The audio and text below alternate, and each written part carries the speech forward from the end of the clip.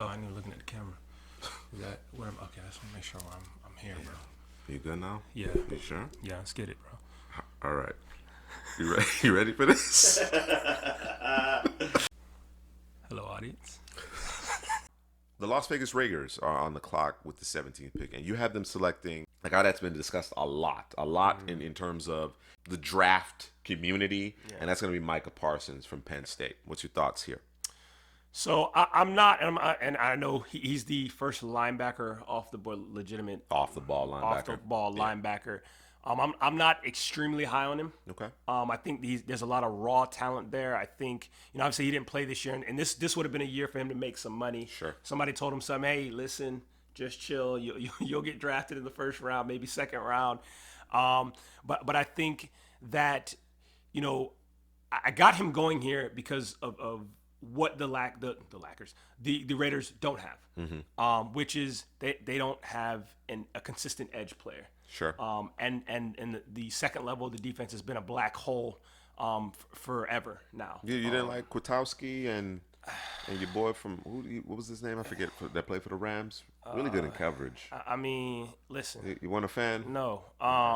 There's no pizzazz there at the position. There's no fieriness there. There's no Devin White. There's no. I mean, let's be real. You know what I mean? There's no Devin White. There's That's no what you sideline want to to say. sideline linebacker. There's no new age linebacker there, and Sure. I think that's what's needed there. And this is a guy who, and when you talk about those new age linebackers, you want them to be able to obviously be able to cover, but you want to be able to come downhill. Shed those blocks, take Bad on those intentions. blocks, bad intentions, make a play in the backfield, tackle for a loss. But you also want those guys to be able to pass rush. Oh, yeah. I think that I think he's actually a better pass rusher Sure. than he is, back in coverage or, reading what's in front of him. Because I think that's one of the biggest issues that he had. He does a lot of guessing. Yeah. You know what I mean? But, you get him with that NFL coaching. Sure. I think that he can become, one of the top tier linebackers eventually. But I think it's just going to be a learning process with him. But I think it's one of those things where you say, hey, listen, we're not going to ask you to do it too much this year. We're going to put you in the best position to succeed, which is to come downhill, make plays, and just execute. You know what I mean? Don't have him thinking out there, because if I think you have him thinking out there, I think you're kind of doing him a disservice, and there are going to be times when that happens. But I think there's no pizzazz at that position right now, and it's been a black hole forever. Gotcha. Okay, moving on. With the 18th pick, the Miami Dolphins are selecting offensive tackle. I guess the bookend, Austin Jackson. You got Rashawn Slater. Do the right thing. The tackle from Northwestern. Again, we got the big receiver. For Tua, got him a legit number one. Now you're solidifying that offensive line. I thought the rookies came in and played fairly well this past season. I really like Solomon Kinley. This is just grease at the guard position. I really like that guy. Eric Flowers got the other guard. Right. He found a home at guard. Yes, You know what I mean? Should have been there in the first place. Absolutely. Now you got your bookends, young talented bookends now in place with Slater. What do you like about Slater? He may be the best. Listen, I was watching this tape. The analogy came to me. I don't know if I'm the only person that did it, because you're a kid and you're dumb. But you get in the mirror and you think you can move faster than the person in the mirror. So you're trying to see if you could, you know what I mean? And it's not working. You know what I mean? Standing there for 5 minutes doing it, hopefully nobody's looking at you like you're crazy. But this guy, I don't know that you can get around him because he's just so, Easy mover. He's the best in class, and it wouldn't surprise me if he's actually the first off the board in terms of the tackles because of that. The only issue that I had him with is he's not a mover of people. Sure. Wasn't really asked to do that. Sure. But that's not his style. Just, hey, let's drop back and pass. I'm all about that. That's my lifestyle. Yep. He's not bad at in the run game. It's just that you don't expect him to drive people into the rafters 3, 4, 5 yards down the field. He's a guy who can get out in space, second level, third level. Excellent feet. And the name of the game, for tackles in the NFL now obviously is pass protection. You put him in a zone scheme and allow him to use that ability to move, and you negate some of that, I guess, that lack of kind of raw physicality in the run game. Or maybe it's coached up. Yeah. It could be coached up, but I really like the pairing of him and Jackson and what Miami kind of has going along that offensive line in front of Tua with this particular selection. With the 19th pick, the Washington football team, you have them selecting Rashad Bateman. Now, I asked you about this selection prior to. Nothing against Bateman. I love the player, and we'll get to the player. But But what about the quarterback position? What's your thought process here? Why Bateman instead of your boy Trey Lance? You just disrespecting Trey Lance, man. Nah, I'm not. I'm just adding fuel, kerosene to the comment section. I'm just adding kerosene. So my thought process here is a couple things. Ron Rivera may go back to the well at on a Cam Newton. Maybe not. Or I like Taylor or Tyler Heineke. It could be. We're gonna call him Heineken. I was calling him Heineken during the game. All right. I'm a Bucs fan. I watched him, and it wasn't. You could say, hey, he was running around, he's making plays, but it was ball placement. You know what I mean? And the spotlight wasn't too big. I mean, if they had more weapons, if guys were actually out there catching the football, Mr. Sims, if McLaurin, wasn't getting locked down by Carlton Davis and crew.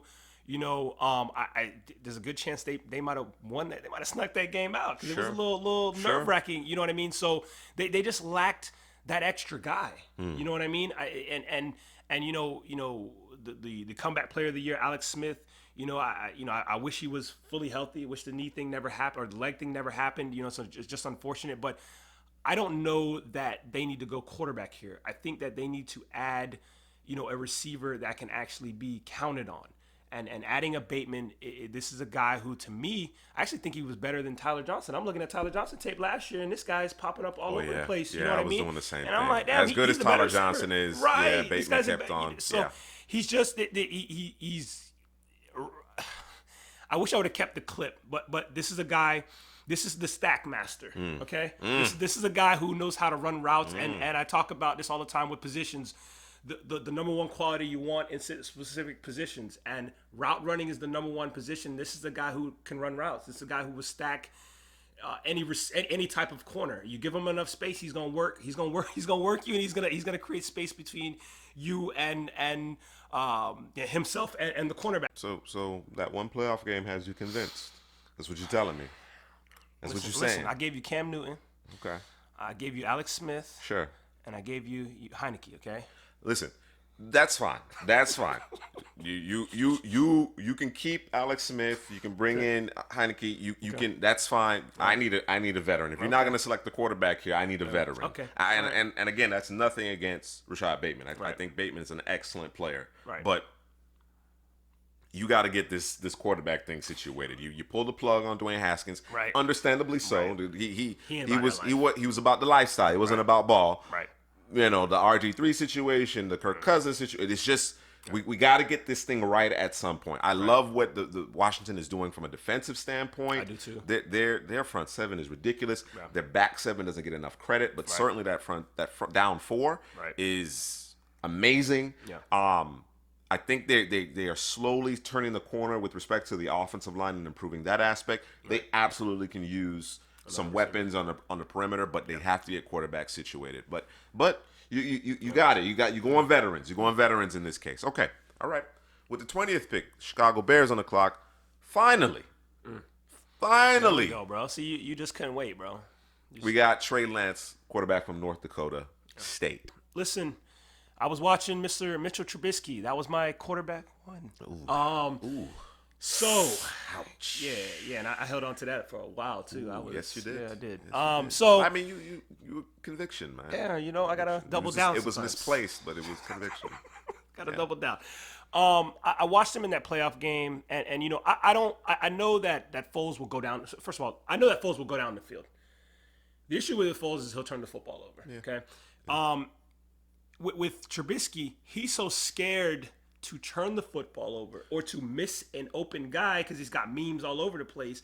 That in that Saints game, when I say this man, he would hold the ball for a half a second. He would get it out to the if he couldn't get it to the first read, it was going to the closest guy to him because he just didn't want to screw up. He just didn't want to miss the open guy. Yeah. And if he would have, I can't tell you how many times where I saw if he would have just waited another half a second, another second, let somebody uncover. Yep. He just wouldn't do it. Yeah. You know what I mean? So he's, and I don't want to call him broken, but the confidence is missing at this point, right? Yeah. So he's shaking, and Trey Lance, he ain't shaking. Right. This is a guy who will go down the field. This is a guy who his back.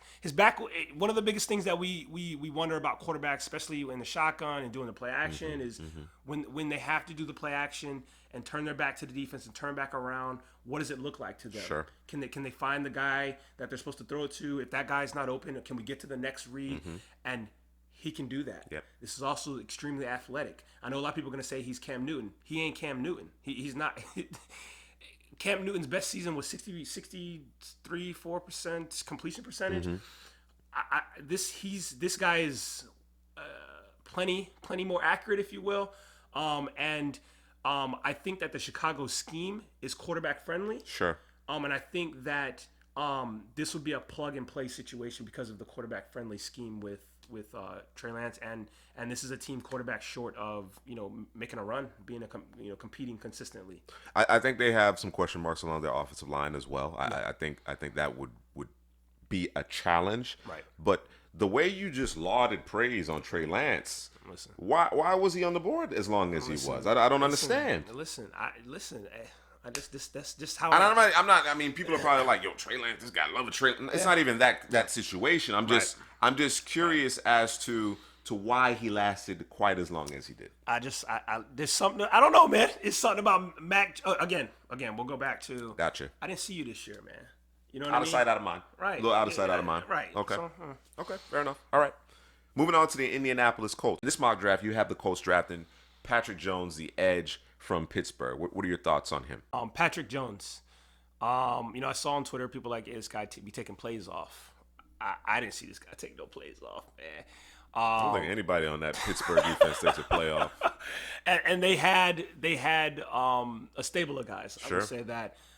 So if he was taking plays off, shame on him because he got plenty of rest. But this is a guy who comes off the edge with bad intentions. This is a guy who I think has excellent burst. This is a guy who I thought could defend the edge very well. Put him opposite Justin Houston, or maybe he replaces Houston. I'm not sure, Sure. what Houston's plans are. But this is a guy who I think that can be I like to say this plug and play player. There's not much that you have to do in terms of just getting him out there and just letting him go and do what he do, which is defend the edge and get to the quarterback. All right. Next up, 22nd pick, we have Terrence Marshall, receiver from LSU, and of course, the offense obviously did not look the same. No Joe Brady, no Joe Burrow. A lot of starters on this LSU team. Obviously, we're playing in the NFL this past season. Terrence Marshall, is that number 5? Is he number 5 for you? No, he's number 6. He's number 6. No, we're not gonna give it away. Are we? Oh, okay, so we're not sure. We're not sure if he's in the top 5 or not. But he lands in Tennessee. I assume he's the Corey Davis replacement. Yes. Corey Davis is free agency. Yes. Obviously, you got a monster in A.J. Brown. Yes. You bring in a specimen in Terrence Marshall to pair with him. Of course, you have another created player in the backfield in Derrick Henry. The question mark in Tennessee is pass rush, and I like the players. I like in some of the individual players on Tennessee's defense. They just haven't been able to get to the quarterback consistently, and they have question marks in their secondary as well. I think corner is a question mark, but here you opt for the receiver. Why is that? What do you think about Terrence Marshall? So I think that you can't. I don't know that you can. You can just live by Derrick King Henry. Like I don't know that works for you to get through the playoffs into the Super Bowl and win it, right? Sure. It can it get you through a season? Yep. Can it win you a game or two in the playoffs? Yep. Yeah. But is it when you've fallen behind, can you play catch up? I mean, the team you have to play is the Kansas City team. That's the team to beat. Right. You know what I mean? And you you got to have pizzazz. You got pizzazz in the backfield in Derrick Henry. You got pizzazz in A.J. Brown, but you need another guy. And Corey Davis, I mean, he had a good season. He had a good season, but he never. Was he a first round pick? Because he played like a third round pick. He was your receiver 1. He was. Yeah, but John Ross was my receiver 1. So, I mean, it just didn't work. No, it didn't work in that particular class. Anyway, and Corey Davis, I think at this point in his career, I just think he is a receiver that needs to be accompanied by pizzazz. He's a compliment. Yes, he is a absolutely compliment. a compliment. So and what this team needs is a pizzazz receiver, and I think Terrence Marshall is pizzazz. I think he's got good size. He's fast. He's a guy, if you get the ball in his hands, he can make things happen.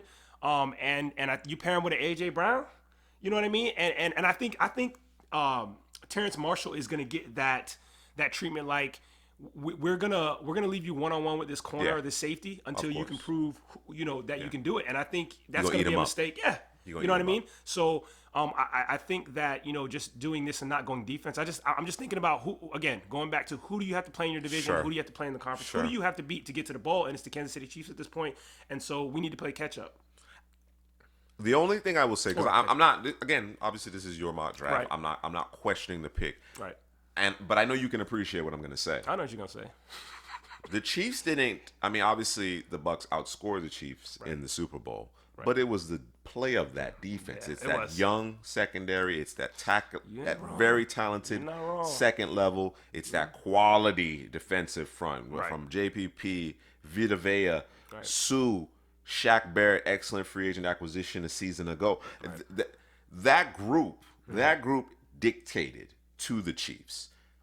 I think there's still something to be said about that. Yes, absolutely. During the regular season, you have to be able to score points. Yep. You're not going to be able to just smother offenses, especially an offense like the Chiefs, on a weekly basis. That doesn't happen with the way the rules and the way things are being officiated now.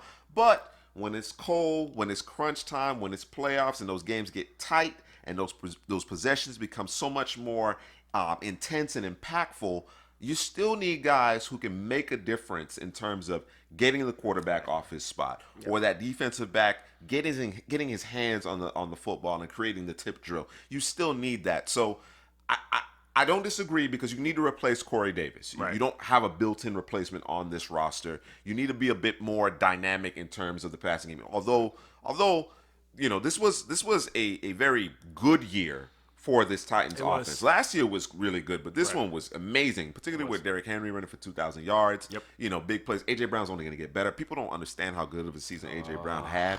Man. They don't. I'm going to say it. So, obviously people could hear it. This is the guy. It ain't DK Metcalf. No. I'm letting you know right now. I mean, and Drew, you were on that during the draft. That was the guy that you preferred. DK Metcalf is a specimen. What he does is great. This guy, A.J. Brown, is something different. Yeah. He's something different. So pairing to Terrence Marshall, who's going to see a lot of man coverage, we believe he can beat that. Certainly makes a difference. I still think Tennessee has to get a bit more teeth. They need more teeth in terms of their pass rush. They just did not have it this season, and it reared its ugly head because their defensive backs couldn't hold up. Jets are on the clock again. Mm-hmm. They got a first-round pick from Seattle. Actually, a pair of first-round picks, but this is the first of 2 first-round picks that they got from Seattle. They got another one in the 2022 NFL draft. And you have them selecting receiver Kadarius Toney from your Florida Gators. Yeah. A lot of people are high on this guy. And this pick is just one of those. The Jets need pizzazz. They need to. We went and we got a Zach Wilson. This is a guy with Zach Wilson can get the football too. That can make things happen. I've heard people call him Tyreek Hill. He's not that because he's not a guy because one of the things that separate Tyreek Hill from a lot of just fast guys is he'll go up and get the football. Oh, and yeah. then when he plays bigger than he is. Right. Yeah. And he's strong and he can break. He can not only make people miss, but he's strong. So it's one of those things as a defender, like, damn, when I finally do get my hands on him, I got to come with everything because he's not 150 pounds. You know what I mean? So no, he's rocked up. He's rocked. There's something like the muscle fibers are different with Hill, man. It ain't the way that they're binded and stuff. Yes. The cat-like quickness, and then like you said, the strength. Yes. The strength that he doesn't necessarily get a lot of credit for that he possesses as well. It's uncanny. It's unique. Yeah. But Toney is a guy. Just get the ball, and he's similar to Waddle. I think that Toney may have a little bit more shiftiness, maybe a little bit more twitch. I think Waddle has a little bit more straight line. Yes, I'd agree. But they're both quick and twitchy players. Yeah. But I think Toney is a guy. Just get him the football, man. Again, a guy who you have to game plan for, who you have to worry about. You got to worry about Zach Wilson, his ability to keep plays alive. Well, Toney's a guy who you have to kind of you got to worry about him because if he gets the ball in his hands, bad things can happen for you. So. That's kind of why I went there with just this. Let's get our quarterback weapon and let's throw Toney in there and let's run it. Yeah. Let's run it. Let's get it. Obviously these guys probably need a running back. Another running back with some pizzazz or with Harris. Don't do that. No, they don't. No. Nah, we gotta leave Harris. Man. We gotta leave Harris. You got plans for Harris. All right. All right, with the 24th pick, Pittsburgh Steelers, Drew, you have them selecting Samuel Cosmi, offensive tackle from Texas. A lot of offensive linemen, obviously. We've always talked about it here at Couch Potato General Manager. The offensive line is the most important position group, followed by the defensive line. Yep. The games are won and lost in the trenches, man. There's no question about it. We saw it in Super Bowl 55 without question. Pittsburgh, at the height of their success, Pittsburgh controlled the line of scrimmage on both sides of the ball. They played excellent defense. They got timely quarterback play. That was the height of Pittsburgh. Now, of course, during the Killer Bees era, they were this high-flying type of offense, but they still had a dominant offensive line. That has tapered off in recent years. What do you think about Cosmi in terms of what he can do to kind of revitalize that group? Which, obviously, there's going to be some cap casualties. Guys, they got a lot of work to do. Yep. They look similar to the Saints. Struggle to run the football. They're just, It wasn't good. Nope. And I think this is a guy who, once the ball is snapped and he's able to drop his anchor, and once those hands touch you, you can. It's a wrap. If he's able to get his hands on you, it's pretty much over. There's no way to get through him. I mean, listen. Yeah, lock him up. Lock him up. You know what I mean? And the only issue I found, just watching the tape, is I don't know that he's a mover of people. Sure. But given the opportunity, he will put you into the ground. Okay. Gotta bury him. Right. And the biggest thing that I loved about him, outside of once he drops the anchor, gets his hands on you, is as he's headsy. You're not gonna be able to play games. He's gonna be able to, if a late rush is coming, he's gonna catch that linebacker, that safety that's coming down. Or if you're gonna run, a twist, stunt, whatever you got going up front, he's pretty headsy in terms of making sure that he's hemming his guy up or taking that guy out of the play. I just think that Pittsburgh got a lot of work to do, and it starts in the trenches with the offensive line.